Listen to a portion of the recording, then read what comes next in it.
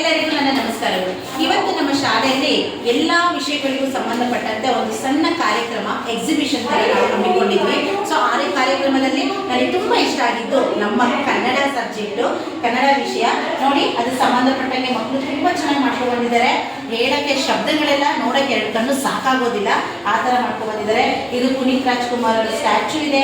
ಅವ್ರಿಗೆ ಸಂಬಂಧಪಟ್ಟಂತಹ ಅವ್ರು ಏನೇನು ಮಾಡಿದ್ರು, ಯಾವ್ಯಾವ ರೀತಿ ಮಾಡಿದ್ರು, ಅನಾಥಾಶ್ರಮಗಳು ಎಷ್ಟು ಕಟ್ಟಿದ್ದಾರೆ ಅದೆಲ್ಲ ನೋಡಿ. ಸಣ್ಣ ಸಣ್ಣ ಮಕ್ಕಳಿಗೂ ನಮ್ಮ ಪುನೀತ್ ರಾಜ್ಕುಮಾರ್ ಬಗ್ಗೆ ಎಷ್ಟು ಗೊತ್ತಿದೆ. ಸೊ ಇಲ್ಲಿ ನೆಕ್ಸ್ಟು ಈ ಮಂದಿರದ ಬಗ್ಗೆ ನಾವು ಹೇಳಲೇಬೇಕು.